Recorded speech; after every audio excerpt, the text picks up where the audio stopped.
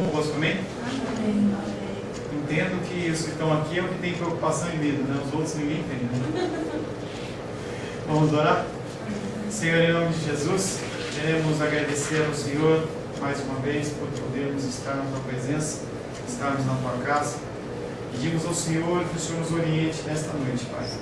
Nesse tema, Pai querido, tão complexo, e que envolve sentimentos, emoções que nos enredam, que fazem parte muitas vezes da nossa vida e nós não entendemos muitas vezes como pecado, mas nós estaremos olhando, Pai querido, analisando essa noite, vendo a principal, quais são as raízes que geram a preocupação e o medo nos nossos corações, Pai.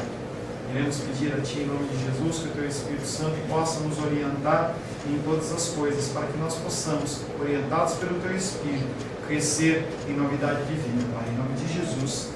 Amém. Antes da gente começar, eu quero definir duas diretrizes, dois parâmetros que toda vez que você parar para pensar, será que é isso mesmo? Aí você vai lembrar dessas duas coisas que eu vou falar para você. Primeira coisa, não tem nada que acontece nos céus, na terra, debaixo dos céus, debaixo da terra, que não seja do conhecimento do nosso Deus. Amém? Amém. Você vê nisso? Amém. Tá? Podemos livrar. Pois Deus, ele é onipotente, quer dizer que ele pode todas as coisas. Ele é onisciente, ele sabe de todas as coisas. E ele também está em todos os lugares. É onipresente. Então essa é a primeira coisa que eu quero que você entenda a respeito de Deus. E a segunda coisa não acontece nada que não seja da vontade de Deus.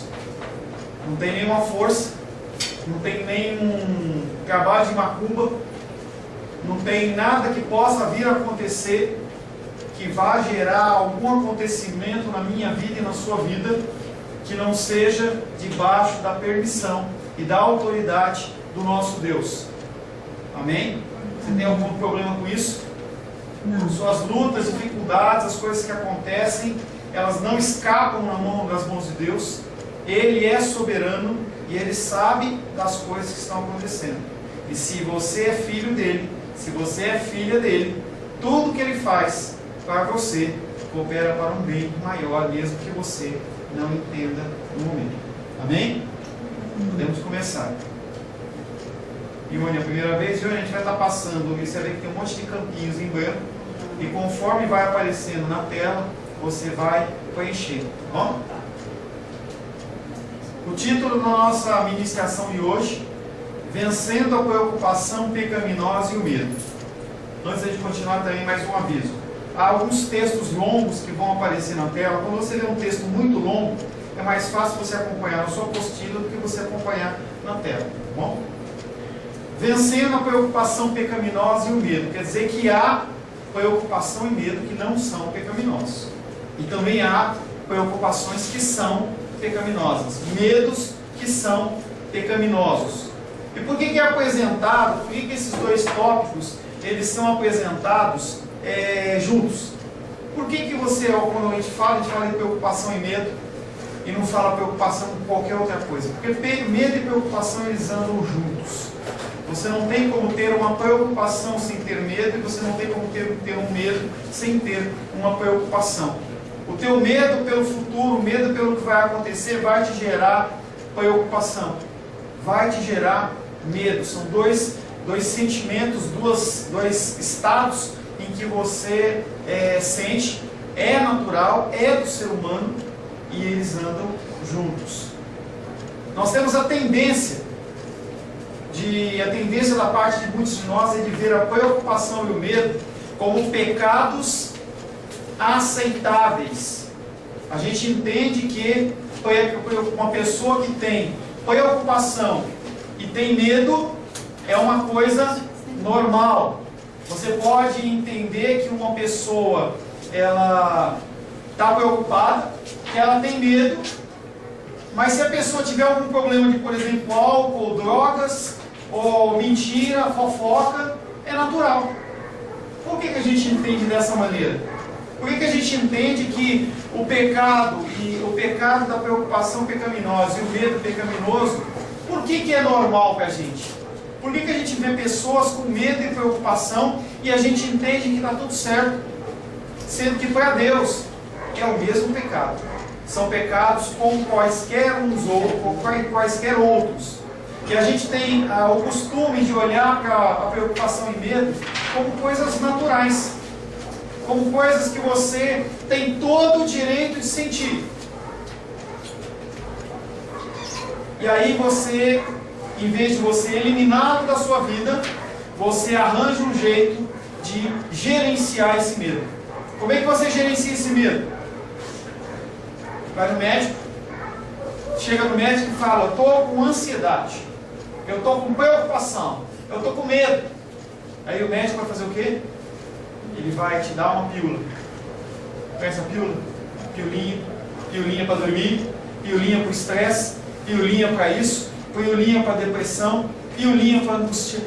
Você está apenas gerenciando. Você não vai atrás, você já acha que aquilo é uma coisa normal na sua vida e você simplesmente gerencia isso. Não, eu sou preocupado. Pessoas que moram em São Paulo têm uma desculpa. A gente morou em São Paulo e você sair numa madrugada para você andar, como tem hoje aqui no Guará, se quiser fazer uma caminhada, é normal. Você fazer isso em São Paulo, você está tentando a Deus, você está desafiando o perigo.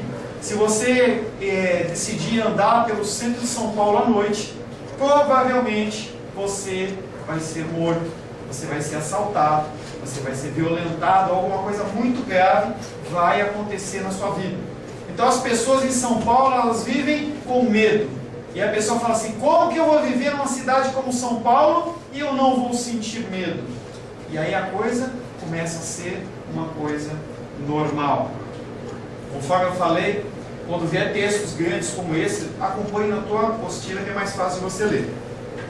E aí é um texto de um pastor chamado John MacArthur, que ele diz o seguinte: eu compreendo porque o mundo é estressado, eu compreendo porque as pessoas estão ansiosas, eu compreendo porque elas se preocupam, eu entendo porque eles têm ataque de pânico. É assustador estar vivendo nesse universo inexplicável e se sentir sozinho, sem meios de compreender porque mesmo está aqui ou para onde você está indo.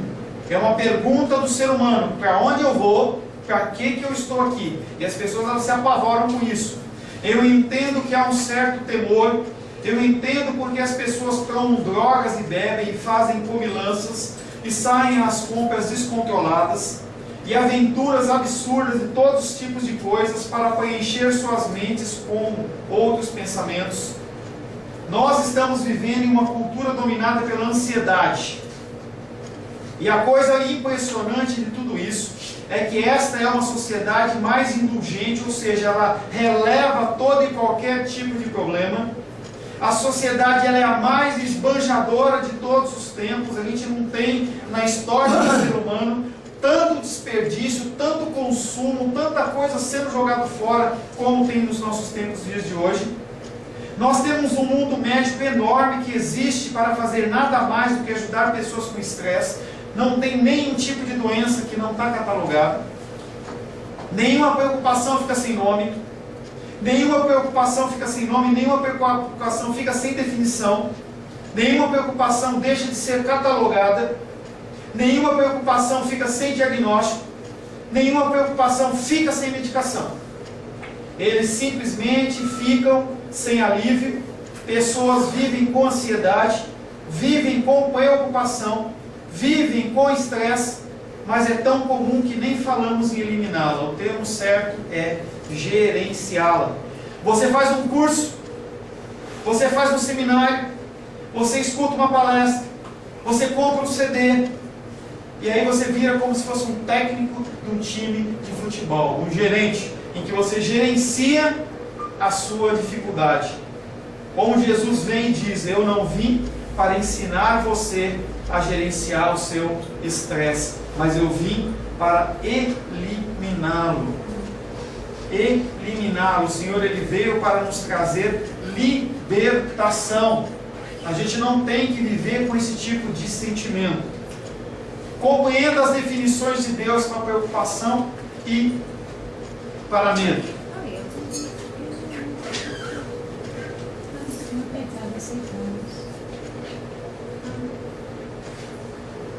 Preocupação, preencha aí. Preocupação literalmente quer dizer uma mente dividida. Você fica dividido entre aquilo que você acredita e aquilo que você acha que você acredita. A palavra preocupação, no grego, ela é uma palavra que chama merimnal, e ela é a combinação de duas palavras. Merizo, que quer dizer para dividir, e palavra mente, que é nous. Então você tem uma mente dividida entre aquilo que você acredita, entre aquilo que é verdade e aquilo que você acha que é. Para a Bíblia, para a palavra de Deus, a preocupação, ela é proibida, geralmente traduzida como ansiedade, ansioso, ansiedade ou cuidado, e ela é proibida pela palavra de Deus. A gente vai ver alguns imperativos. O que é um imperativo? É uma ordem que Deus dá para mim e para você. Não é algo que você pode pensar, algo que você pode decidir, mas é algo que é comandado para você como a melhor das situações.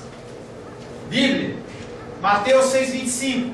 Por isso vos digo, não andeis ansiosos pela vossa vida, quanto ao que haveis de comer, quanto ao que haveis de beber, nem pelo vosso corpo, quanto ao que haveis de vestir.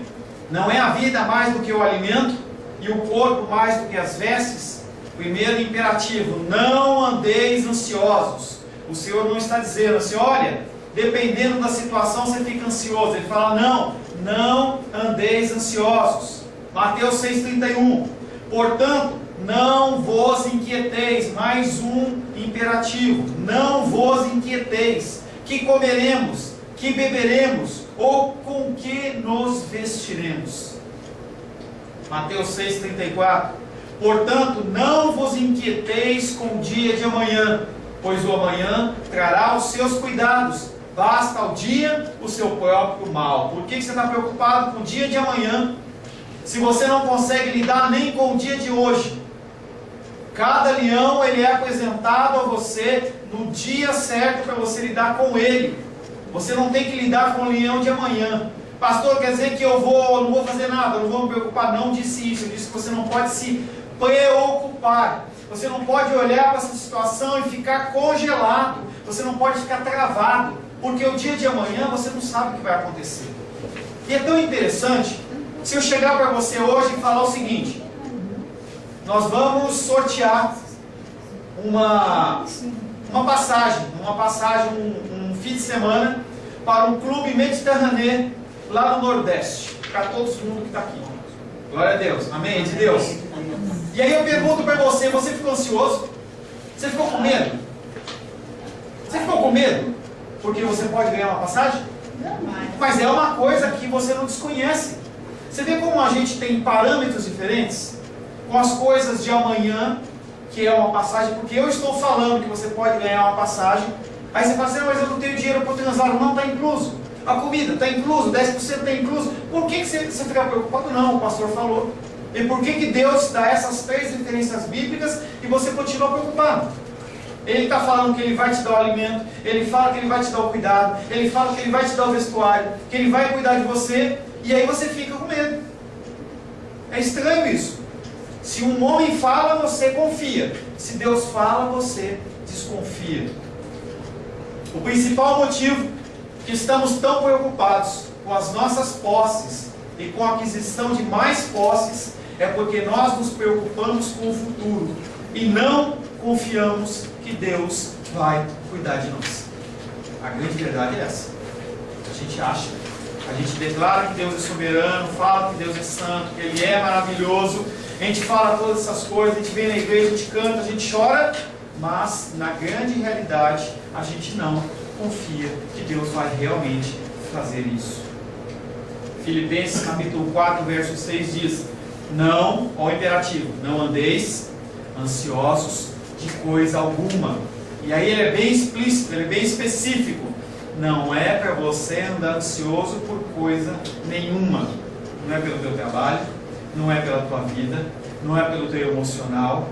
Não andei ansiosos por coisa alguma. Ao invés de você ficar ansioso, porém, sejam conhecidas diante de Deus. Dobre o seu joelhinho entra na presença de Deus e apresenta a Ele.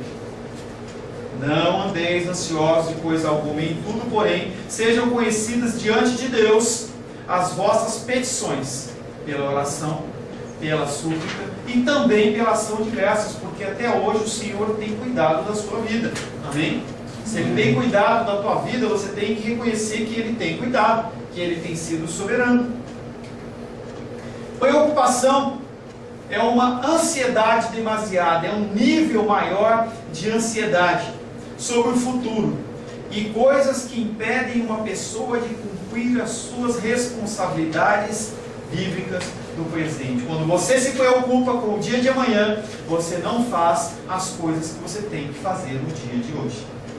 Se você está preocupado com o que vai acontecer amanhã, as coisas do dia de hoje vão ficar travadas na sua mente. E você está pensando naquela conta, você está pensando naquele valor, você está pensando naquela enfermidade, sendo que o dia de hoje, que você tem coisas para você fazer, atividades para você fazer, você deixa de fazer, porque você está preocupado com o que vai acontecer amanhã, semana que vem, mês que vem, ano que vem, década que vem. As pessoas se preocupam. Medo. Falamos de preocupação, vamos falar um pouco sobre medo. Escreva aí. O que é medo? É um foco poderoso e muitas vezes habitual. As pessoas elas não sentem medo de vez em quando. Tem hábito de sentir medo. Um foco poderoso e muitas vezes habitual num perigo percebido. Você percebe que algo pode acontecer. Ou alguma perda que pode te impedir de amar a Deus de forma correta. O que é isso, pastor? O medo impede de amar a Deus? Impede. Porque quando você ama a Deus, você confia. É engraçado que a gente confia nos nossos pais. A gente confia nos nossos filhos. E aí ontem eu estava lá preocupado com uma situação, mas eu sabia que a pessoa ela era uma pessoa confiável. Então eu descanso. Então eu deixei a filmadora, deixei o laptop lá, e eu tenho certeza que a Rosângela vai pegar e vai trazer para mim. É uma confiança, você descansa. Agora, quando eu não confia, você não tem a confiança que a pessoa vai fazer, é como se fosse uma falta de amor, é como se a pessoa não fosse digna de confiança. Mais uma para você ler na tua apostila. Muitos do povo de Deus estão constantemente debaixo das apreensões e calamidades que nunca lhes ocorrerão. A pessoa está sempre projetando que alguma desgraça vai acontecer na vida dela e ela fica projetando a vida em relação a isso. Tem pessoas que, se não tiverem uma poupança de 50 mil reais, ela não está tranquila. Se a pessoa não tiver o melhor plano de saúde, ela não fica tranquila. Se ela não tiver uma aposentadoria, um plano de previdência privada que vai dar um conforto para ela, com um salário de 5 mil reais por mês, 10 mil reais por mês, a pessoa não está tranquila. Medo de coisas que ela nem sabe. E a Luísa compartilhou rapidamente aqui o irmão dela, 30 anos, 3 infartos, um atrás do outro, pá. Como é que você vai prever uma coisa dessa?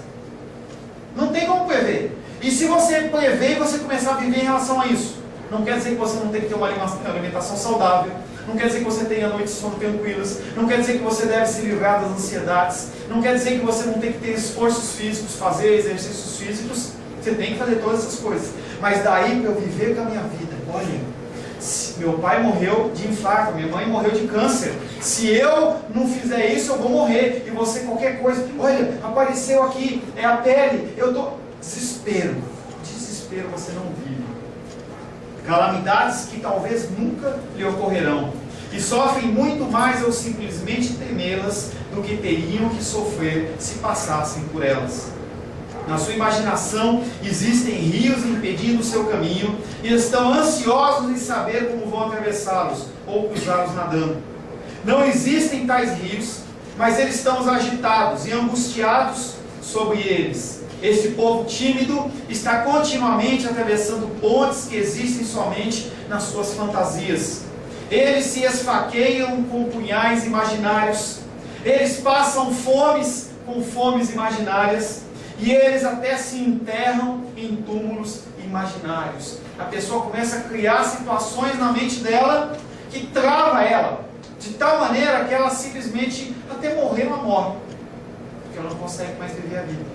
A pessoa tem síndrome de pânico, ela se tranca num apartamento, e eu tive contato com uma pessoa dessa. A pessoa estava com uma síndrome de pânico, estava rapaz, saudável, sem nenhuma deficiência, 3 meses com medo, e ele precisava cortar o cabelo. Mas, e aí eu falei para ele, vamos, eu acompanho você. E aquele homem suava, para andar daqui, lá no portão. 20 minutos. Medo, temor, travado, porque ele não sabe se alguma coisa vai acontecer, se alguma pessoa vai assaltar, se alguma pessoa vai sequestrar, se alguém vai pegar e jogar ele no porta-malas do carro, e a pessoa trava. Medo, ele tem outra fonte que não Deus. O medo pecaminoso, ele não é originado de Deus. O medo pecaminoso não é originado de Deus, é originado, não é do cão também. Ele é originado do meu coração e do seu coração que não confia nele. Não confia que ele é protetor, que ele é provedor. A gente canta que ele é Jeová Jireh, que ele é Deus do ouro e da prata. O irmão Cláudio, ele ora bastante nesse sentido. Mas como que a gente age quando a gente passa uma luta, uma dificuldade? A gente confia ou a gente não confia? 2 Timóteo capítulo 1, verso 7, completa aí que não está faltando a referência no teu texto. 2 Timóteo capítulo 1, verso 7. Porque Deus não tem nos dado espírito de covardia, mas de poder, de amor e de moderação. Se você recebe um espírito de medo, e aí não é um demônio, as pessoas entendem, eu vou repreender o demônio da preocupação. Não existe isso, gente. Por muito tempo eu acreditei nisso. Não tem um espírito de medo, uma tarjinha aqui sem medo. Aí Satanás fala assim, olha, vai lá na Luísa e manda medo para ela. Aí ele levanta a mão e fala assim, eu vou lá e vou jogar medo nela. Não existe isso. Ele lança pensamentos na sua mente e você duvida do seu Criador e você fica com medo. E medo não é originário de Deus. A preocupação não é um pecado trivial, ele é um pecado como qualquer outro. Porque ele dá um golpe tanto no amor de Deus como na integridade de Deus. Você diz que ama, você lê João 3,16 e entende que Jesus Cristo veio com um ato de amor de Deus, mas na hora que você confia em Deus, você não acredita nele. Você está duvidando do amor dele. Seres humanos que foram traídos agem dessa maneira. Fica difícil você confiar novamente no teu cônjuge. Será que ele está fazendo isso? Será que ele não está? Ou você perdoa, ou você não perdoa. Ou você ama, ou você não ama. A preocupação não é um pecado trivial, porque ele dá um golpe tanto no amor de Deus, quanto na integridade de Deus. A preocupação declara que o nosso Deus celestial não é confiável na sua palavra e nas suas promessas. Quando você tem medo pecaminoso, quando você tem uma preocupação pecaminosa, achando que vai faltar alimento na tua mesa, você está duvidando do amor de Deus. Você está duvidando do poder de Deus. Para confessar a crença na inerrância das Escrituras e logo depois expressar preocupação é ser uma pessoa de duas caras. Quando você diz que a Bíblia é a palavra de Deus, que ela é o teu rumo, que ela é o teu norte, e você não age como, você é uma pessoa que tem duas caras. É como o Tiago diz, você que parece a onda do mar. Você acredita? Não acredita. Acredita? Não acredita. Ânimo dobro. Preocupação demonstra que somos dominados pelas circunstâncias e pelas nossas perspectivas e entendimentos, em vez de dominados pela palavra de Deus. Portanto, não somente é debilitante e destrutivo, mas também gera como se fosse dizendo que Deus ele é mentiroso. Nós chamamos Deus de mentiroso. Que formas pode tomar o medo? O medo ele pode tomar muitas formas, pela perspectiva do mundo. É engraçado, entendeu? E você vai se identificar em alguma das coisas que eu vou mostrar agora. Outras você vai achar engraçado. Acrofobia, medo de altura. Você tem medo de altura? Quem tem medo de altura? Tem gente que tem medo de altura. Tem gente que tem pavor de altura. E às vezes a pessoa nem voa. E fala, não, Dirteu, não, porque eu tenho medo de cair. Entenda, aí você volta. Você acha que Deus, se Ele tiver algum propósito diferente para você, o avião vai cair. E entenda que a morte é muito mais fácil estar preocupado numa morte, você está num navio, do que estar num avião. O avião, se ele chegar a cair, pum, já era. Não dá nem tempo de você piscar. E aí, eu estava vendo uma ministração e a pessoa falava assim que não pode ter medo de andar de navio.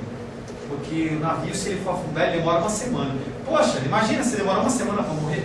Você ficar naquela ansiedade. Aí você vê o filme do Titanic lá, aquele desespero daquele povo, aquela angústia, as pessoas trazendo à tona o pior delas. Se tiver que morrer, morre logo. Não morre aos poucos. Esse negócio de morrer aos poucos, quem morre de véspera é o peru. Entendeu? A gente não foi feito para morrer de véspera. Mas tem gente que tem medo de altura. Claustrofobia, medo de lugares apertados. Tem gente que tem medo de lugar apertado. Ela entra no elevador e ela tem medo. Dá uma fobia. Mas o que pode acontecer dentro de um elevador? O que pode acontecer dentro de uma sala? Eu tinha um amigo meu que ele andava de carro naturalmente com a gente. E a gente ia lá para Ubatuba, a gente tinha 18 anos, e a gente ia para a praia, e ele entrava no carro, não tinha nenhum problema. Mas se fechasse a vida do carro, aquele homem, aquele rapaz, ele entrava num desespero tal, que ele começava a se bater, parecia que estava endemoniado. Claustrofobia. Aracnofobia, medo de aranha. Aranha, pastor? Aranha. Tem gente que tem medo de aranha. É engraçado que semana passada, esses besourinhos que estão voando aí, um parou ali no tapete. E a Sofia tinha saído. E ela olhava para mim assim, eu estava sentado ali atrás, o Sebastião estava pregando. E ela falava, eu tenho medo. Mata esse besouro para mim. Olha o tamanho da menina, o tamanho do besouro. Besourinho. Ele pode te incomodar, entendeu? Pode trazer algum tipo de sentimento. Mas medo de um besouro? Que medo que um besouro, o que um besouro pode fazer com você? Barata! Qual o medo de barata? Barata faz alguma coisa para você? Tem aranha de marca e aranha que não tem marca, né? Mas aí que tá, quando você tem medo de aranha, você tem o medo da aranha grandona, mas também tem daquela pequenininha. A aranha não faz nada, ela come pernilongo. E você tem medo de aranha. E as que não tem marca? Ela está falando que tem medo daquela aranha pequenininha, aquela que come um mosquitinho. Ela conhece? Aí, ó, ela tem medo. Medo de aranha. Aranhona, aranhinha, tem medo de aranha. Aglutofobia, medo de lá se lavar, medo de tomar banho. Morreu. Não morreu, não. Não, vou para lá. Medo de tomar banho. E tem homem, tem marido, tem mulher, tem em especial marido que não gosta de tomar banho. A pessoa tem medo de água. Aí você fala assim, olha, eu pensei que eu era o cascão, que a doença minha era cascão. Não, eles dão nome para tudo, até medo de tomar banho. Tem gente que tem medo de tomar banho. Alectorofobia, medo de frango. Não é que você vai lá no McDonald's e você tem medo de comer um McChicken, não é isso? Mas a pessoa vê uma galinha, vê um frango e ela fica com medo, como se a galinha fosse matar ela. Tá certo que tem uns galos que são bem bravos, entendeu? Mas daí você tem medo dele. Courofobia, medo de palhaços. Gente, está tudo catalogado. Se você for atrás na internet, em livros, tudo que você tem medo, eles colocam no catálogo. E se você descobrir algum outro que não está catalogado, é capaz de te dar um prêmio Nobel. Porque hoje a pessoa ela é agitada, você fala que ela tem transtorno de déficit de atenção e a pessoa tem hiperatividade. Se a pessoa tem, se ela é um pouquinho mais triste, depressão. E aí você vai dando nomes e vai catalogando para as doenças que muitas vezes não são doenças. A pessoa que descobriu ou inventou o TDAH foi um médico. Ele tem uma declaração dele em que ele inventou isso. Ele começou a analisar as pessoas e ele quis ser famoso.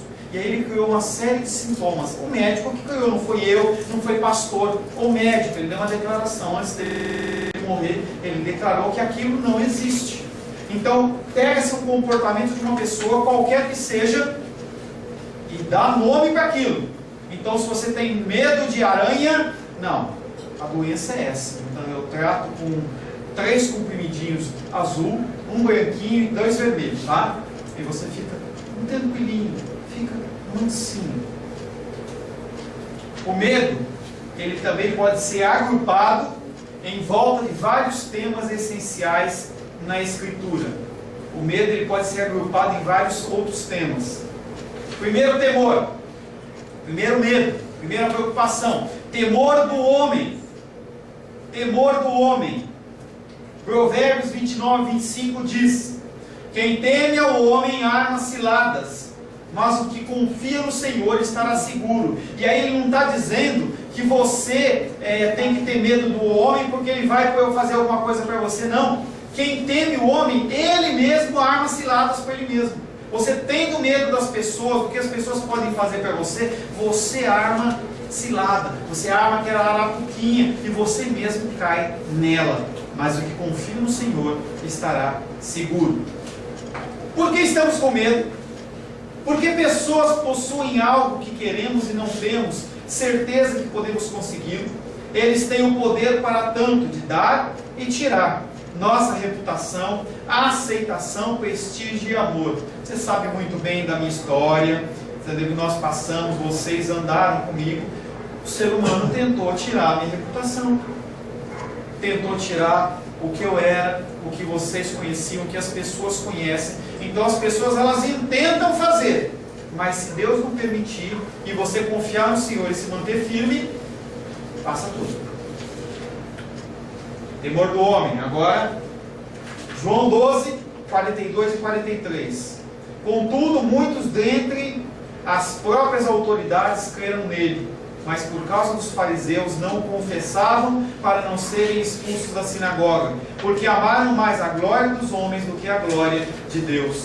Muitos homens, líderes na época de Jesus, eles acreditavam no que Jesus estava falando, eles confiavam. Só que o que acontecia? Eles olhavam para os fariseus, eles olhavam para os líderes e falavam assim: se eu disser que eu acredito em Jesus, eu vou perder o meu cargo, eu vou perder a minha reputação, pode ser que eu perca meu emprego, pode ser que eu perca a minha casa. Então é mais fácil eu negar Jesus Cristo do que eu enfrentar os homens. Temor do homem. Medo de perder coisas temporais. Tudo o que você tem hoje é temporal. Um momento ele acaba. E cada vez mais as coisas que nós compramos e nós consumimos, elas são perecíveis. Irmão Cláudio, na sua infância, tinha data de validade para as coisas? Alguém morreu? O que tem hoje? Consumismo. Precisa de alguém colocar uma data de validade num pão de forma. Quando você vai comer o pão de forma e você olha e ele está verde, ele está ruim, você joga fora. Não precisa de alguma coisa dando para você a validade. E as pessoas, elas começam a se apegar a isso. E as coisas cada vez mais têm quebrado, cada vez mais têm sido frágeis. Medo de perder coisas temporais. Lucas 12, 4 e 5 diz: digo-vos, pois, amigos meus, não temais os que matam o corpo, e depois disso nada podem fazer. Eu, porém, vos mostrarei a quem deveis temer. Temei aquele que depois de matar tem poder para lançar no inferno. Sim, digo-vos a esse que deveis temer. Se você tem medo que as pessoas vão te roubar, você não aproveita as coisas que você tem. Lá em São Paulo é assim. Você não pode parar o carro na rua. Você tem que parar no estacionamento. Você tem que estar sempre cuidando. Tem que ter a trava, tem que ter o alarme. Vocês não sabem o que é viver, estando aqui em Brasília, o que é viver em São Paulo. As coisas, onde que eu vou parar? Tem que ser um lugar claro. Não pode ser um lugar debaixo de uma árvore. Tem que ser um lugar, tem que ser movimentado. Quando a gente vai lá em Taguatinga, nos cursos lá na igreja do Pastor Ayrton, a gente para, os caras estão morando ali no estacionamento ali, faveladão. Você para, as pessoas param naturalmente. Vai fazer isso lá. Não faz. Medo. A preocupação revela nossos apegos. Quando você tem uma preocupação, você se depara com aquilo que você tem medo de perder. Medo e preocupação não são meramente emoções, são expressões daquilo que nos é querido. Revelam as lealdades de nossos corações. Se conhecemos a Cristo e temos afirmado o nosso apego a Ele, preocupação é um sinal que estamos ter as coisas das duas maneiras. Nós certamente não queremos renunciar ao nosso apego a Jesus. A gente olha para Cristo e fala: Jesus, eu quero o Senhor. Mas também queremos proteger aquilo que sentimos que é nosso, aquilo que é sua propriedade. Você entrega para Jesus, mas você não entrega. Você entrega e você toma. Você pega de volta. Eu não confio. É melhor eu cuidar. Você fala assim: não, Deus vai cuidar. Não, mas deixa eu dar uma ajudinha para o Senhor. Nós certamente não queremos renunciar ao nosso apego a Jesus, mas queremos proteger aquilo que sentimos que é nosso. Não temos a certeza que podemos confiar ao Senhor essas coisas. Então procuramos por ajuda em outros lugares. Se não há uma alternativa lógica, nós nos preocupamos. Medo de circunstâncias que não podem mudar. Tem coisas que acontecem na minha vida e acontecem na sua vida, que a sua preocupação não vai mudar em nada. Exemplo, a gente ora pela Ione, a gente ora pela Carol, em relação a elas passarem no bom concurso público. Agora, elas estudaram, fizeram a prova. Adianta elas ficarem preocupadas com o resultado? Pode mudar alguma coisa, mas e por que a gente fica? Por que a gente fica preocupado? Porque não confia. Provérbios capítulo 3, verso 25 diz: não temas o pavor repentino, nem a arremetida dos perversos quando vier. Não temas o pavor repentino, não tema a arremetida, não avanço dos perversos quando vier. E o Senhor está dizendo que vai vir. Vai ter momentos em que o mal ele vai chegar perto de você. E você tem que fazer o que ali? Ter medo? Pecaminoso? Sair fora? Administrar a situação? Como que você tem que fazer? Porque o medo acontece. Imagina o seguinte: você tem um filho, você tem um sobrinho, você tem um neto, sei lá, e ele fica doente. E aí você vai medir a temperatura dele. Está com febre. Você tem duas opções. Primeira opção, três opções. Ou melhor, três sequências. Primeira coisa, você ora ao Senhor. Entrega nas mãos do Senhor a vida daquela criança, do teu pai, da tua mãe, do teu tio, quem quer que seja. A primeira coisa que tem que fazer é apresentar a vida dessa pessoa para o Senhor. É a primeira coisa, a gente não tem esse hábito. Segunda coisa, você tem que agir.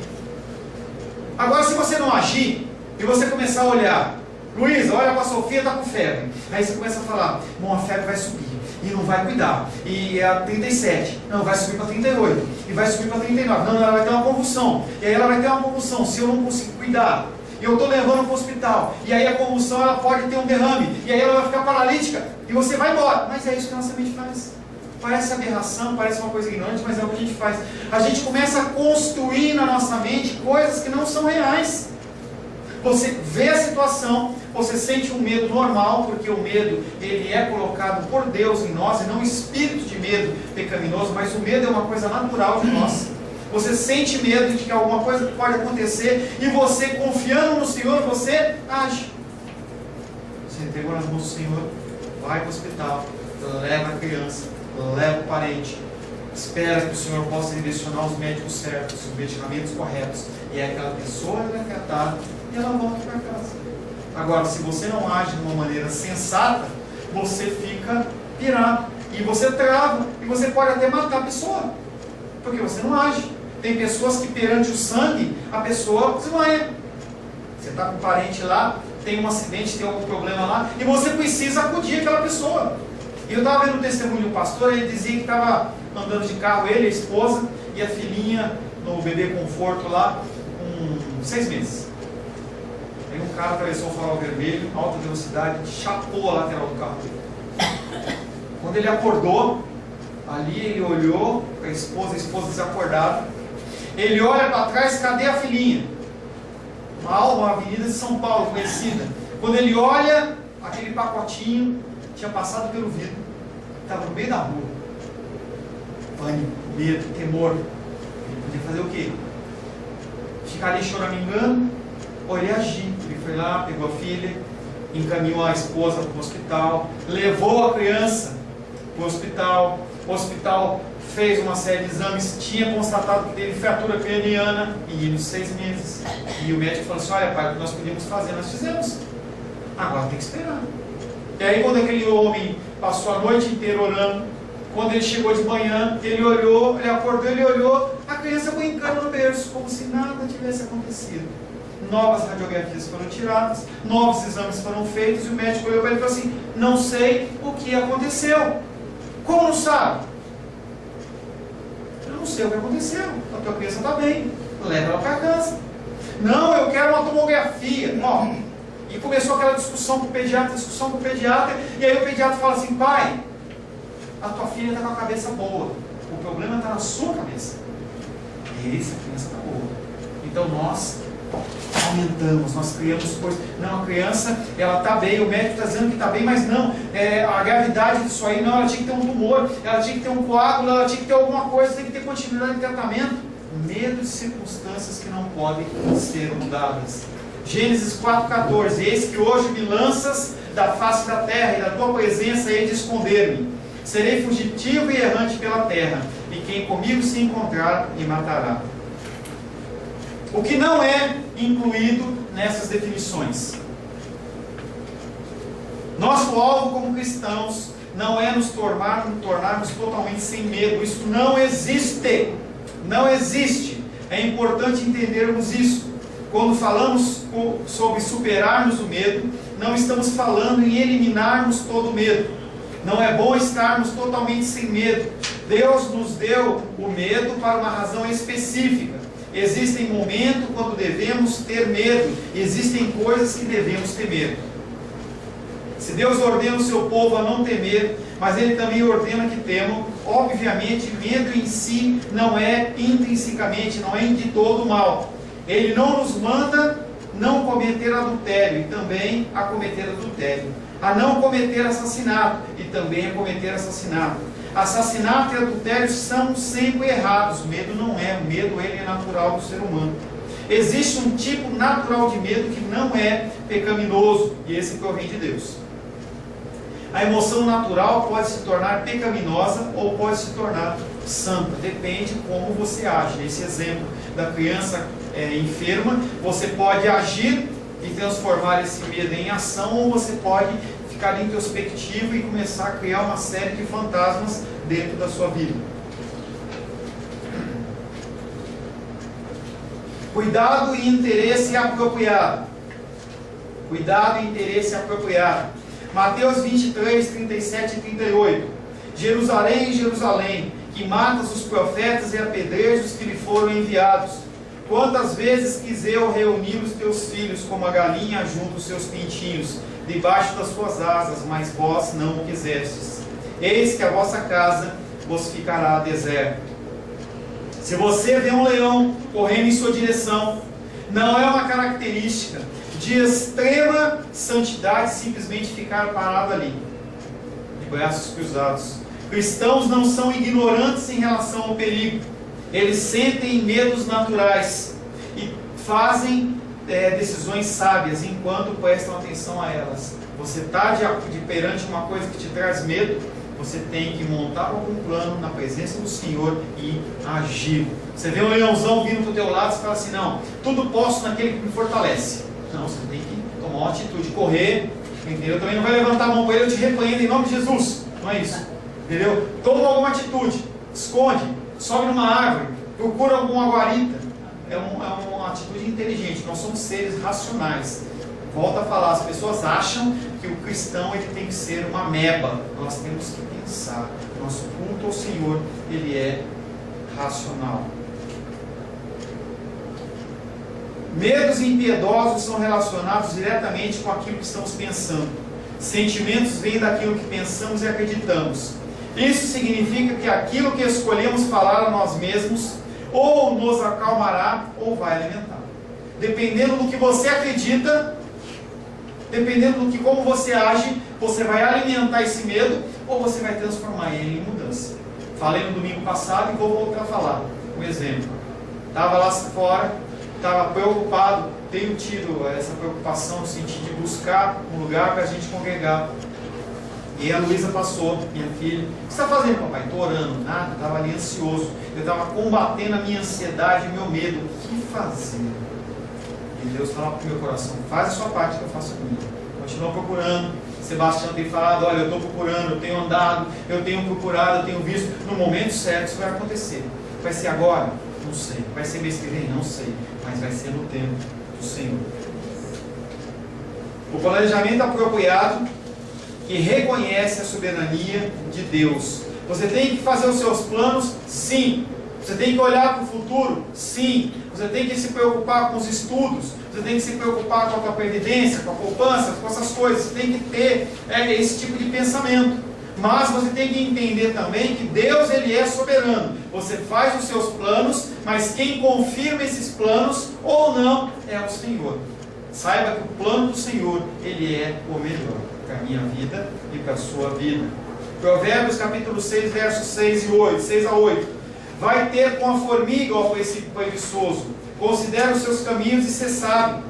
Não tendo ela chefe, nem oficial, nem comandante no estio, prepara o seu pão na cega, ajunta o seu mantimento. A formiga é um exemplo. Ela é provida, ela é cuidada, mas ela faz o trabalho dela. Tiago, capítulo 4, verso 15 e 16. Em vez disso, deveis dizer: se o Senhor quiser, nós não só viveremos, como também faremos isto ou aquilo. Agora, entretanto, vos jactais, vos preocupais das vossas arrogantes pretensões. Toda jactância semelhante a essa é maligna. Provérbios 16, 9. O coração do homem traça o seu caminho, mas o Senhor lhe dirige os seus passos. Temor de Deus. Você tem que ter medo de Deus ou tem que ter temor de Deus?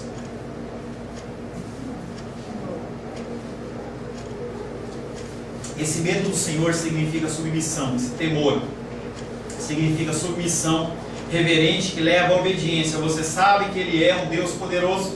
Você sabe que Ele é amoroso, mas também Ele é um reto juiz. E você tem que seguir as ordenanças dEle, os mandamentos dEle. Confiar em, confiança, esperança em. Como o temor inclui um conhecimento pleno da justiça de Deus e sua ira contra o pecado. Mas essa adoração e medo, juntas, também merece um grande perdão, misericórdia e amor de Deus. Isso nos leva a nos submeter alegremente ao senhorio de Deus e nos deleitarmos na obediência. Você tem que adorar Deus, você tem que seguir os caminhos do Senhor, não por medo, mas você tem que seguir por temor a Ele. Provérbios 1,7 diz: o temor do Senhor é o princípio do saber, mas os loucos desprezam a sabedoria e o ensino.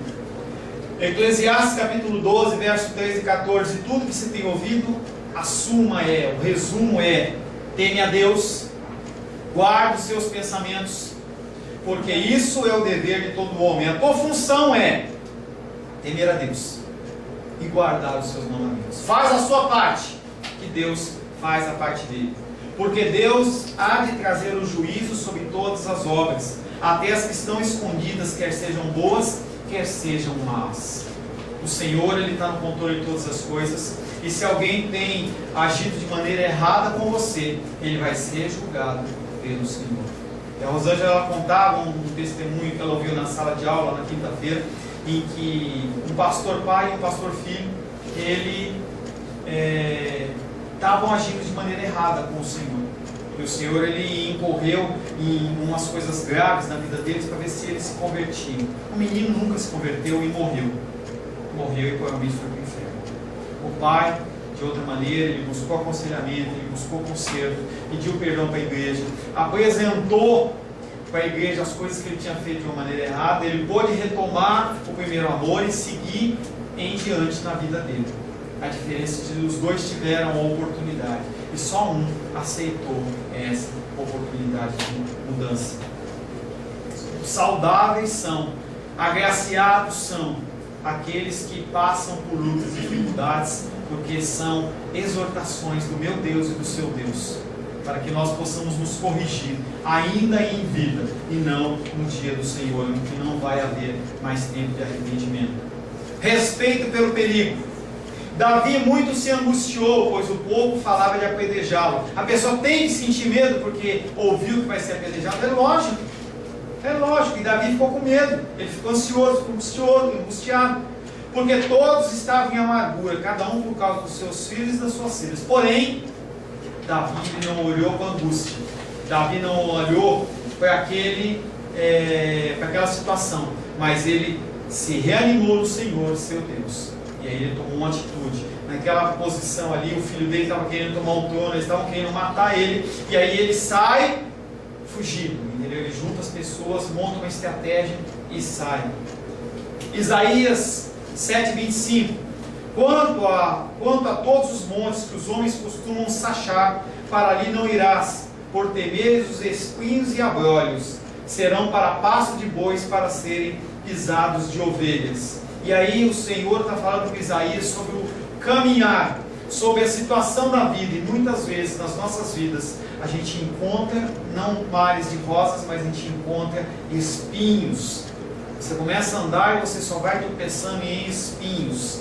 Isaías estava dizendo que você será atemorizado por sarças e espinhos. É uma palavra que vem sobre a minha vida e sobre a sua vida. Nós somos expostos como ovelhas ao matadouro todos os dias. Isaías estava dizendo que você será atemorizado por sarças e espinhos, e que as sarças e espinhos controlarão a sua vida. E é uma diferença. Vai vir espinho? Vai vir luta? Vai vir dificuldade. Pastor, mas eu sou salvo, eu estou na igreja e eu só vivo de glória em glória, vitória em vitória. Mentira! As lutas vêm para os ímpios e para os não ímpios. Mas a diferença é se ela vai controlar a sua vida ou não. E ele estava dizendo que você não vai ter o desejo de ir lá, porque você sabe que se for lá vai doer. Aquilo é um medo natural. Jesus Cristo, quando ele estava lá no monte do Getsemane e estava passando por toda aquela situação, ele sabia o que ia acontecer. Olha a figura de Cristo. Desde que nasceu ele ia saber que ia passar aquilo. Você acha que ele, bebezinho, não sabia? Ele sabia, ele tinha plena consciência, ele é Deus. E aí ele passa a vida inteira dele, e ele poderia ter passado a vida inteira dele escondido. Quando Pedro falou para ele assim, não vai para Jerusalém, é isso mesmo, Pedro, vamos nos esconder. Não, eu vou, eu sei que estar aqui é ruim, que é perigoso, mas é a vontade de Deus. Você, claro. Você tem que crer que Deus, ele se importa. Deus se importa. Quando você está lutando com o seu medo e a sua preocupação, o que vai ser da minha vida? O que vai ser do meu casamento? Como que vai ser a criação da minha filha? Como vai ser a criação do meu filho? Preocupações naturais, mas a gente tem que se afirmar no Senhor. E aí o Senhor, ele levanta mensageiros. Quando a luta está demasiadamente forte, a tempestade está muito forte, o Senhor, ele levanta mensageiros para acalmar os medos do povo. E Deus sabe que as pessoas, elas são afligidas por lutas e dificuldades, e tem certos momentos em que o Senhor levanta pessoas para te ajudar, para te dar uma palavra de consolo, te dar uma palavra de firmeza. Ó, segue em frente. As pessoas ligam para mim, pastor, está acontecendo isso. Não, continua, dá mais um passo, anda mais uma milha, anda mais um pouco. E aí você vai vendo que a coisa vai se dissipando, e daqui a pouco você vê que está tudo claro de novo. 2 Reis, capítulo 1, verso 15. Então o anjo do Senhor disse a Elias, desce com esse, não temas. Levantou-se e desceu com ele ao rei. Elias teve medo, profeta do Senhor com medo. E aí o Senhor, ele manda um anjo para o alertar. Lucas capítulo 1, verso 30. A anunciação para Maria do nascimento de Jesus, no nascimento virginal, numa região, numa época em que se a mulher ela se achasse grávida, ela era apedrejada e ela morreria. Mas o anjo lhe diz, Maria, não temas, porque achaste graça diante de Deus. Não temas, não tenha medo, Deus está contigo, Ele se importa. Um dos propósitos da encarnação de Cristo foi nos libertar do nosso medo. Você olha para a história de Jó, você fala assim, como é que esse homem passou tudo isso? E aí depois você olha a vida de Jesus no Novo Testamento, como é que esse homem passou tudo isso e se manteve forte? Ele é Deus. E o apóstolo Paulo, que passou todas as lutas e dificuldades, apedrejado, naufragou, picado de cobra, passou fome, frio, sede, foi preso, martirizado, chicoteado, e não era chicotinho, era chicote com ponta de osso, com coisas de metal para realmente ferir. Entenda que as costas do apóstolo Paulo pareciam um mapa geográfico, tinha um monte de marca, porque o cara apanhava direto. Se você desse 40 chibatadas na pessoa, não podia dar mais. Então o que os romanos faziam? Era a lei. Eles davam 40 menos uma, eles davam 39, aí depois davam mais 39, e davam mais 39, ficava naquele ciclo, até quase matar a pessoa. E o apóstolo Paulo passou por isso várias e várias vezes. Mas o propósito de Deus, um dos propósitos de Cristo é nos libertar desse medo. Há algo melhor. O Senhor cuida. Você tem que confiar nisso. Hebreus capítulo 2, 14 e 15 diz: visto, pois, que os filhos têm participação comum de carne e sangue, desses também ele igualmente participou, para que, por sua morte, destruísse aquele que tem o poder da morte, a saber, o diabo, e livrasse a todos que, pelo pavor da morte, estavam sujeitos à escravidão por toda a vida. Nós estávamos sujeitos à escravidão por toda a vida. Se não fosse Cristo nas nossas vidas, se não fosse Cristo nas suas vidas, você estaria perdido. O fim seu seria a morte, e a morte eterna, sem direito à ressurreição com o Senhor. Jesus quer que seus seguidores experimentem essa libertação do medo e da preocupação. O Senhor, Ele espera que você confie nele e você se liberte disso. João 14, 27 diz: deixo-vos a paz, a minha paz vos dou. Ele não fala, deixo-vos o medo, o meu medo e a minha preocupação vos dou. Não, ele deixa a paz dele. Mas não é uma paz que é inerente a você, não é uma paz que está no teu coração, é uma paz que provém do Senhor. Você está perante uma luta, está perante uma dificuldade, e você olha para o Senhor e fala: no Senhor eu consigo, no Senhor eu posso vencer. Permita que as ocasiões de medo e preocupação revelem a verdadeira natureza do seu coração. Quando você é exposto a uma situação, o Senhor, Ele dá a permissão, Ele dá a oportunidade de você conhecer o que está passando nele. Você vem para a igreja, você levanta as suas mãos em adoração, você diz que Ele é santo, mas quando você passa uma luta de dificuldade, você tem um medo e um temor, é representado onde está o teu coração. E é apresentado para você uma oportunidade de você crescer. O Senhor, Ele não permite que o medo venha sobre a sua vida sem sentido. Tem um propósito para que você cresça. Qual é a sua visão de Deus? Quando você pensa em Deus, você pensa nesse Deus de que maneira?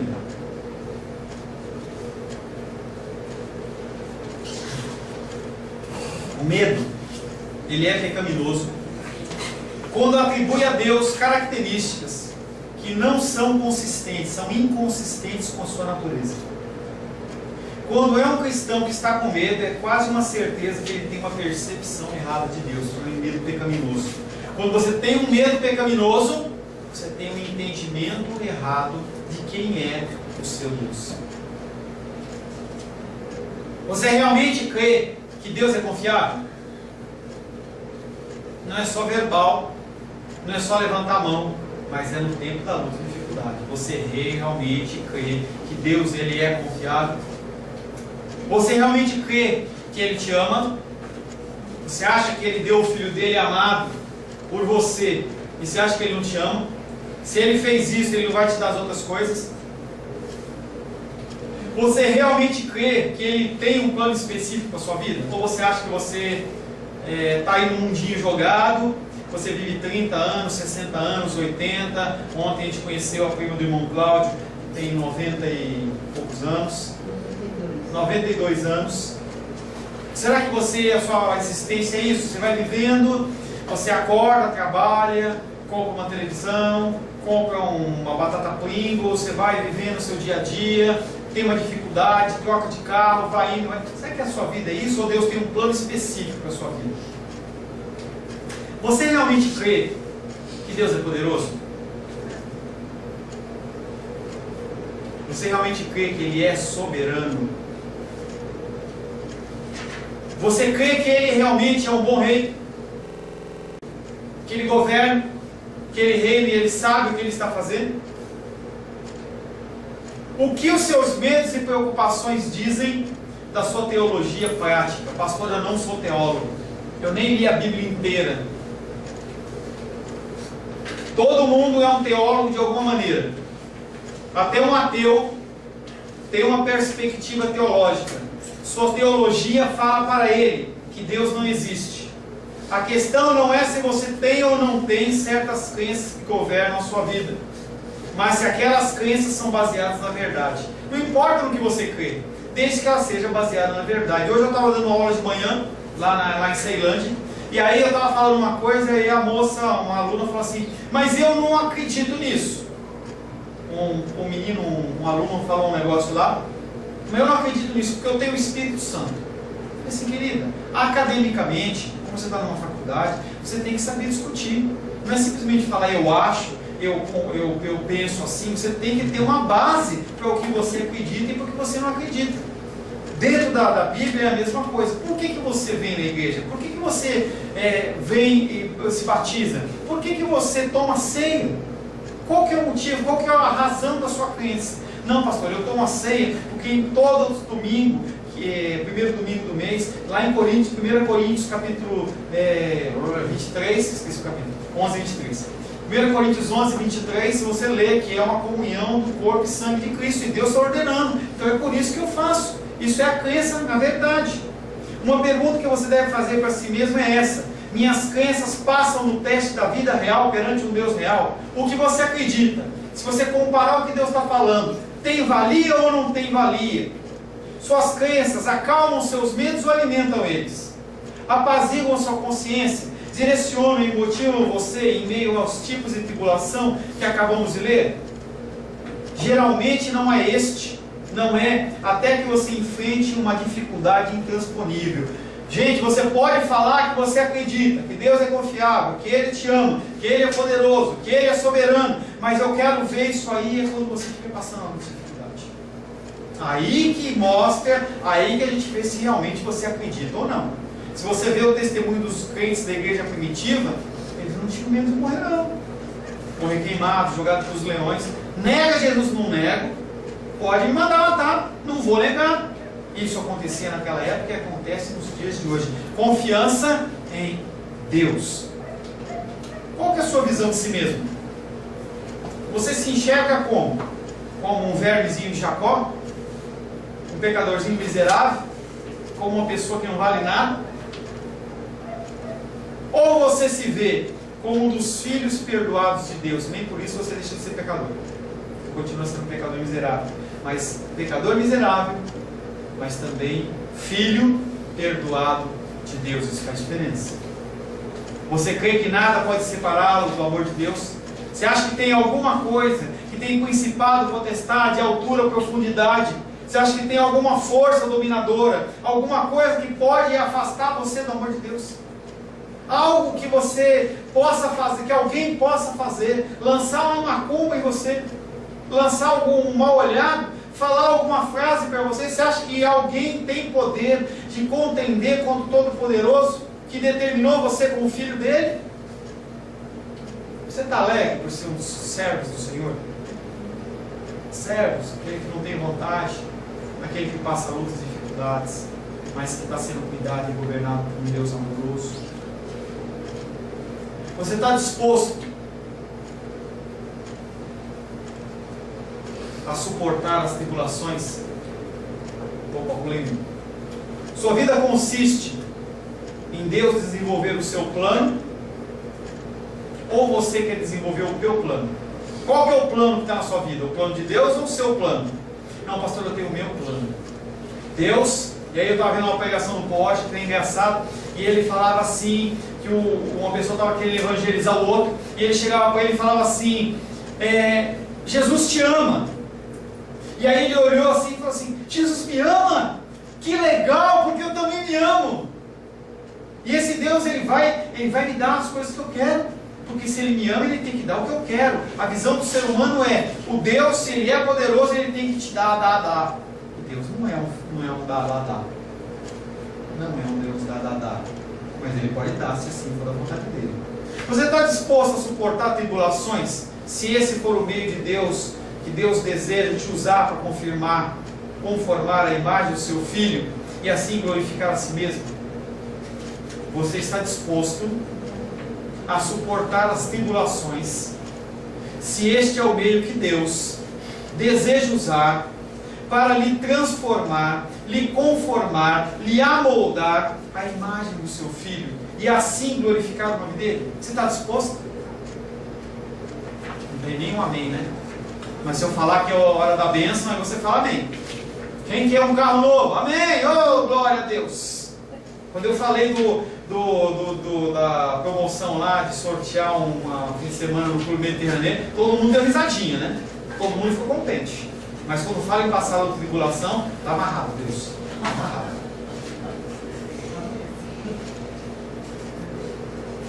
O que o seu medo e preocupação dizem a respeito da sua visão? Porque o teu medo e preocupação dizem que você confia. Está amarrado, né? Não coloque ninguém, incluindo a si mesmo, no lugar de Deus. Mas ninguém merece a posição de Deus na sua vida. Não tema pessoas, tema Deus. Somente Deus é digno de sua confiança. Somente Ele é digno de ser adorado. Coloque sua confiança nele e você estará seguro. Pessoas são somente pessoas. Eu sou apenas uma pessoa. Se a mão do Senhor se afastar de mim, você vai ficar extremamente decepcionado. Não se apegue a mim. Mas continua me amando. Pessoas não são Deus e não são dignas de serem tratadas como se fossem. Se você continua a colocar pessoas no lugar de Deus, você vai arruinar a sua vida e os seus relacionamentos. As pessoas confiam em seres humanos e elas são magoadas, são entristecidas e têm as vidas destruídas. Sua visão de outras pessoas. O que você teme que as pessoas façam com você ou façam para você? O que você teme que as pessoas não façam com você ou não façam para você? O que o seu medo e a sua preocupação dizem a respeito da sua visão das outras pessoas? Você tem medo das outras pessoas, o que elas podem fazer com você? O escritor de Provérbios estava ciente dos grandes problemas que vem de viver dessa maneira. Ele escreveu: quem teme ao homem arma ciladas, mas o que confia no Senhor estará seguro. Provérbios 29, 25. Em relação a essa frase, quem teme ao homem arma ciladas. Pense por um momento sobre armar uma cilada para um animal. Você coloca uma isca, prepara uma armadilha e depois espera. Mais cedo ou mais tarde, se a isca for interessante o suficiente, a armadilha ela será acionada. É assim com o temor do homem. A palavra cilada significa alçapão, gancho ou uma armadilha. Pense nisso dessa forma. A isca é algo que você adora. Nada que não tenha valor para você vai gerar preocupação. Se você não tem afeto, se você não tem gosto, se você não tem interesse por alguma coisa, aquilo não vai gerar medo. Para que você está preocupado com uma coisa? Você vai estar preocupado com uma coisa que você não está nem aí? Você nem liga para isso. A isca é algo que você adora. Um lanche gostoso chamado de as opiniões dos outros. A opinião das pessoas, ela gera no coração das pessoas essa armadilha. Uma vez que você desenvolveu um amor por esse prato, a opinião dos outros, quando você sente um cheirinho do elogio vindo em sua direção, ou você sente uma fome por um elogio, é somente uma questão de tempo até que você fique preso pelos seus próprios desejos e você se encontra pecando de alguma forma. Quando você lê a história de Timóteo, se Deus assim permitir, porque a gente vai estudar a história de Timóteo. Timóteo era um pastor de Éfeso. Ele andava com o apóstolo Paulo em Colossenses. Nós começamos a estudar isso. Depois de um tempo ele vai ser pastor em Éfeso. Ele começa a fazer as coisas corretas. Mas aí as pessoas elas começam a exigir que ele tenha mudanças, que ele mude o comportamento dele. E ele vai se adequando ao povo. Ele começa a ficar com medo. Talvez houvessem elogios para ele. Poxa, você pregou tão bem daquele jeito. Por que você tem que pregar radicalmente? Prega amor, prega uma coisa mais macia. E aí o Timóteo ele começou a atender para esse tipo de coisa. O apóstolo Paulo vê isso e manda a carta de 1 Timóteo. E desce o machado na cabeça dele. Não resolveu ainda? Segunda carta para Timóteo. Exortando, corrigindo ele.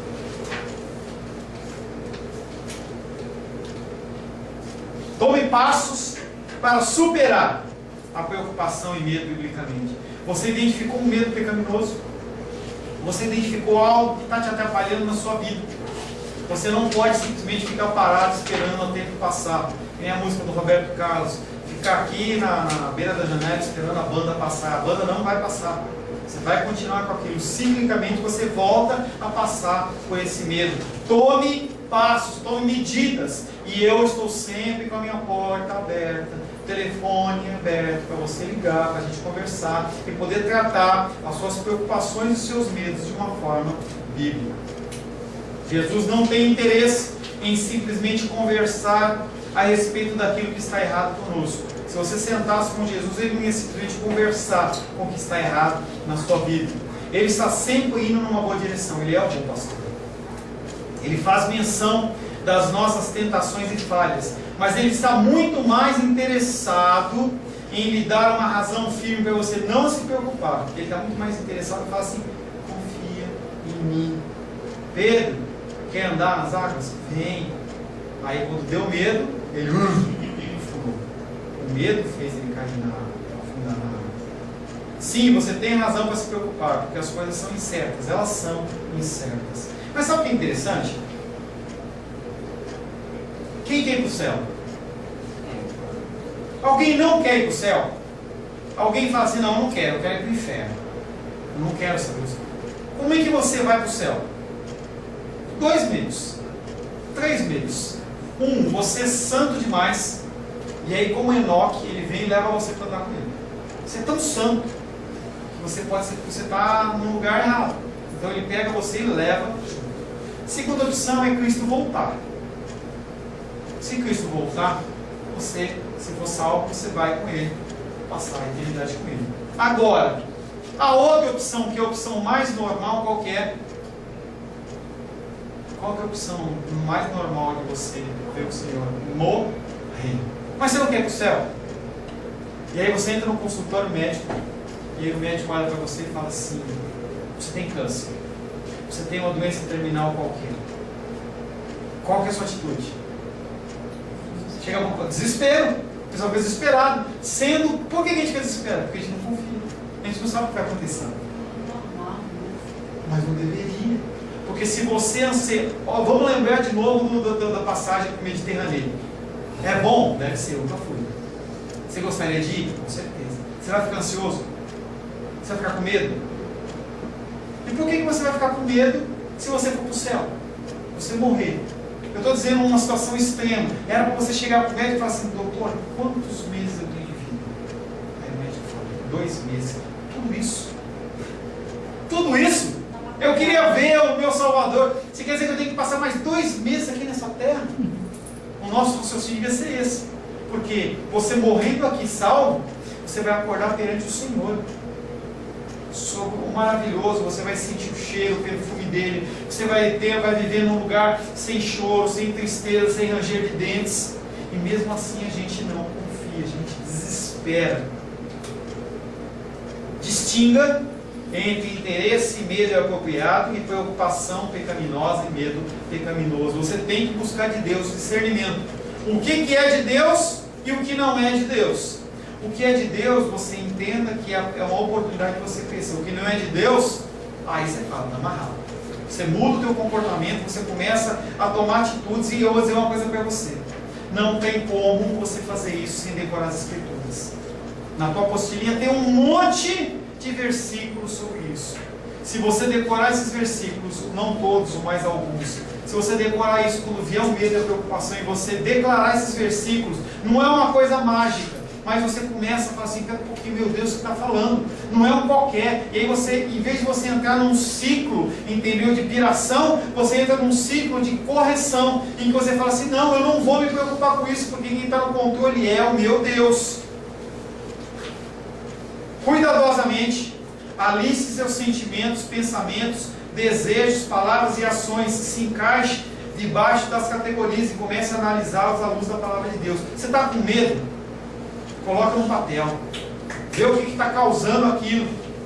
Se você for comigo aconselhar, a gente vai fazer isso. Vamos ver como que ativa isso.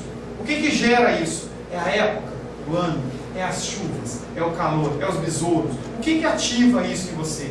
E aí a gente vai começar, você tem que começar a trabalhar isso, para eliminar esse medo.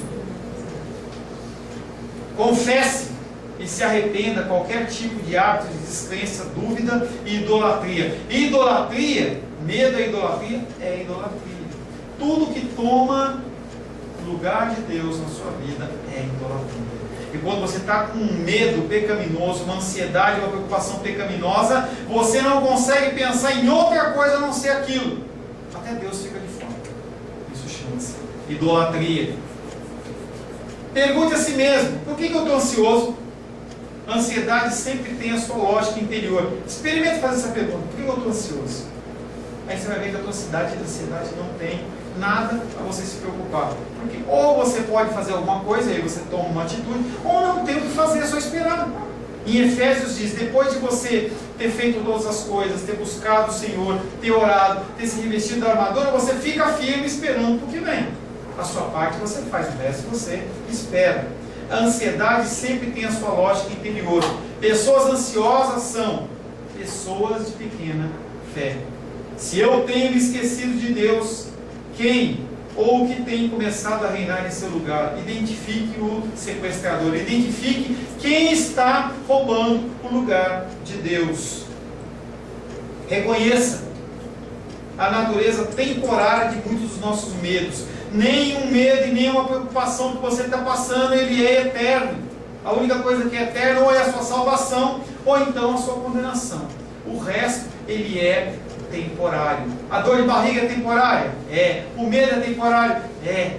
É um dia após o outro. Mateus 6,25 diz, por isso vos digo, não andeis ansiosos pela vossa vida, quanto ao que haveis de comer e beber, nem pelo vosso corpo, quanto ao que haveis de vestir. Não é a vida mais do que o alimento, e o corpo mais do que as vestes? Reflita na fidelidade de Deus. Quando você estiver ansioso e preocupado com alguma coisa, vai faltar o dinheiro, vai faltar o alimento, vai faltar o vestuário, você começa a refletir na fidelidade de Deus, o que Ele tem feito na sua vida. E se possível, você canta. Quantas bênçãos, dizem quantas são. Como é que é? Recebidas da divina mão, vem dizê-las todas de uma vez, e verás surpreso o quanto Deus já fez. Aí você começa a identificar, espera um pouquinho, quando eu estava passando aquela luta de dificuldade financeira, de saúde, Deus cuidou de mim, Ele me guardou, Ele me livrou. Você começa a trazer à memória aquilo que te traz esperança, e aquele medo e ansiedade ele vai sendo dissipado. Isso é Bíblia. Mateus 6, 28 e 29 diz, e por que andais, já li, Mateus 6, 32, porque os gentios é que procuram todas essas coisas, pois o vosso Pai Celeste sabe que necessitais de todas elas. O Senhor, Ele diz para você, não se preocupa com a comida, com a bebida, com o vestuário, com as coisas que são necessárias. Busca o meu reino e a minha justiça. O meu Deus, que é o seu Deus, o meu Pai, que é o vosso Pai, Ele sabe do que vocês necessitam, Ele não vai deixar faltar. Quem fala não é Paulo, nem o apóstolo Paulo, nem o apóstolo Paulo, mas é Jesus. Não é apenas errado nos preocuparmos, é infidelidade. Imagina você estar casado com uma pessoa e você está toda hora roubando aquela pessoa, falando que aquela pessoa vai te trair, que aquela pessoa não está fazendo certo. Infidelidade. Cruel isso. Porque nos preocupando significa que nós não pensamos que Deus pode cuidar dos detalhes práticos das nossas vidas. E são essas coisas que nos preocupam. Imagina eu chegar para você e falar assim: olha, você faz isso para mim. E eu pedi para o Sebastião pegar no domingo retrasado. Eu conversei com ele, dei orientações para ele, ajudei no que ele precisou. Vim com ele aqui uma tarde, ele pregou só para mim. Entendeu? Mas eu não fiquei ligando para ele: e aí, Sebastião, você está pronto? E aí, Sebastião, você imprimiu? E aí, Sebastião, você fez? Ou eu confio que ele vai fazer ou não vai. Se ele falasse para mim assim: Paulo, eu não vou pregar hoje, eu não sei o que ia fazer. Porque eu confiei que ele tinha uma palavra. E ele ia trazer a palavra. Ou eu confio, ou eu não confio. Você já notou o que Jesus disse que sufoca a palavra que ele coloca? É o diabo?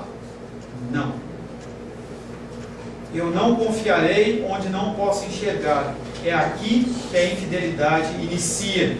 Quando você só anda pelo que você consegue enxergar, isso é falta de fé. Regozije-se, alegre-se, rejubile, dê brados de louvor, cante louvores ao Senhor na sua identidade em Cristo, o que você é perante Deus. Entenda o que você é, quem você é perante Deus. Mateus 6,26 diz: observai as aves do céu, elas não semeiam, não colhem, nem ajuntam em celeiros, contudo, vosso Pai Celeste as sustenta. Porventura não valeis vós muito mais do que as aves? Deus fala para você esta noite: você não sabia que você vale muito mais que um passarinho, que um pardal, que um beija-flor, que um bem-te-vi? Eu cuido deles, por que você acha que eu vou cuidar de vocês? Mateus 6, 30 e 31. Ora, se Deus veste assim a erva do campo, que hoje existe e amanhã é lançada no forno, quanto mais a vós outros, homens de pequena fé.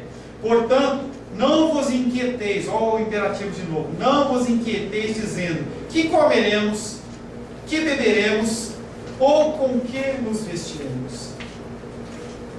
Aprenda a se aproximar do seu Salvador, compreensivo para encontrar graça e ajuda.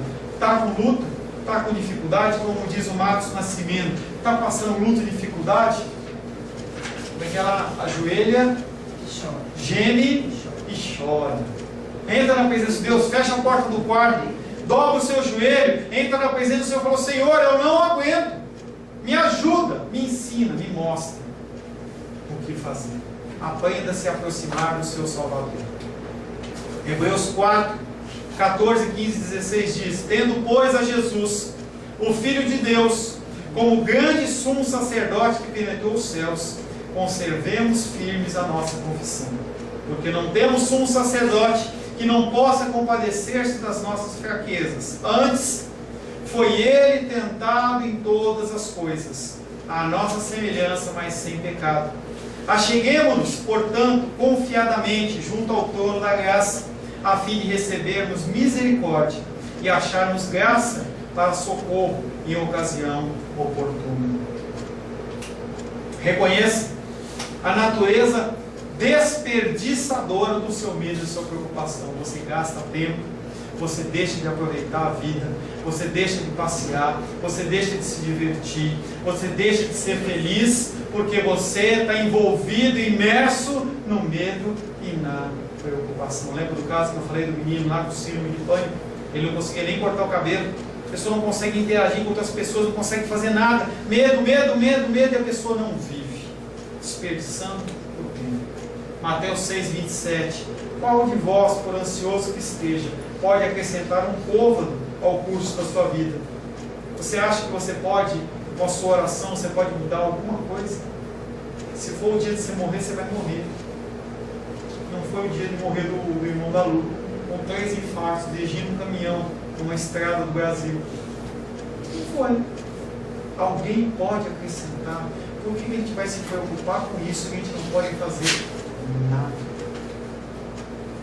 Desenvolva uma vida de oração fiel. Isso é importante.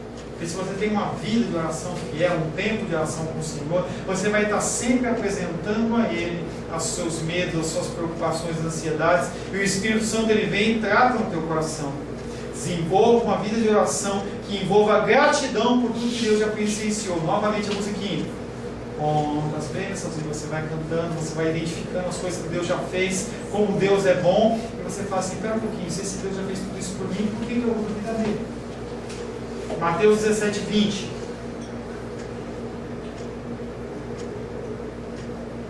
E ele lhes respondeu, por causa da pequenez da vossa fé, pois em verdade vos digo que, se tiveres fé como um grão de mostarda, direi a esse monte, passa daqui para acolá, e ele passará. Nada vos será impossível. Filipenses 4, 6. Não andeis, novamente, não andeis ansiosos de coisa alguma. Em tudo, porém, sejam conhecidas diante de Deus as vossas petições, pela oração, pela súplica e pela ação de graças. Concentre-se, não na preocupação e não no medo. Concentre-se não nas coisas que você não está vendo, nem que você não conhece. Concentre-se no cumprimento das responsabilidades de hoje. Você tem atividades para resolver hoje? Concentre-se nisso. Não se preocupe com amanhã. Preocupação pecaminosa. Não se preocupe com amanhã. Viva o hoje. Se você tiver que amar, ame hoje. Se você tiver que fazer algo, faça hoje, não faça amanhã. Mas o que é para amanhã, é para amanhã. Mateus 6, 33 e 34 diz: buscai em primeiro lugar o seu reino e a sua justiça, e todas essas coisas vos serão acrescentadas. Portanto, não vos inquieteis com o dia de amanhã, pois o amanhã te trará os seus cuidados. Basta a cada dia o seu próprio mal. Finalmente, pratique o amor, porque o amor ele lança fora todo medo. Pratique o amor a Deus e aos outros, em vez de concentrar naquilo que você pode perder. Ensine seus filhos, seus sobrinhos, as pessoas que te cercam a amar. Às vezes a criança está com medo, ela tem medo de dormir no escuro, ela está com uma série de temores, mas é uma criança que não ama, ela não sabe dividir os brinquedos com os amiguinhos, ela tem uma série de redenções mesmo sendo pequenininha, e aquilo ali é um pecado e gera medo no coração dela. Trate os medos biblicamente, pratique o amor. 1 João 4,8. Aquele que não ama não conhece a Deus, porque Deus é amor. Filipenses capítulo 2, verso 3 e 4. Nada façais por partidarismo ou vanglória, mas por humildade, considerando uns aos outros superiores a si mesmo. Não tenha cada um em vista o que é propriamente seu, senão também cada qual o que é dos outros. Pratique o amor. Aquele que não ama não conhece a Deus, porque Deus, Ele é amor. Amém? Amém. Glória a Deus? Amém. Glória a Deus. Vamos orar? Quer falar alguma coisa? Calma, Lolita, não, Lolita. Senta aí. Parecendo aquela pessoa que está no restaurante comendo ainda, o garçom está querendo liberar a mesa e ele fala assim: posso tirar o braço, doutor? Você está lá com o copo, e o cara está tomando seu copo, quer colocar as cadeiras. Não. Eu sei, ela está querendo ajudar, estou brincando. Alguma pergunta? Alguma coisa? A importância, né, pastor, da oração para vencer a preocupação. Uma das ferramentas. A oração, você tem comunhão com Deus. Quando você fala com Ele, você se acalma. Não é porque eu sou bom, eu sou melhor, mas quando eu vejo vocês ligam com uma voz apavorada, tal, às vezes a pessoa só quer falar, só quer desabafar. Aí eu deixo a pessoa falar, falo uma coisa, oro com a pessoa, para de rir. Entendeu? A pessoa se tranquiliza, a pessoa se tranquiliza e continua caminhando. E a vida é essa. A vida é essa. Amém? Feche seus olhos. Senhor, em nome de Jesus, nós queremos agradecer ao Senhor que veio a esse mundo também para nos libertar de todo medo, de toda preocupação, Senhor, pecaminosa. Nos dá o discernimento para sabermos, Pai, o que provém de Ti para o nosso crescimento e o que é, Pai querido, algo que prolifera como algo podre nos nossos corações, Deus. Nos ensina, Pai querido, a confiarmos mais em Ti.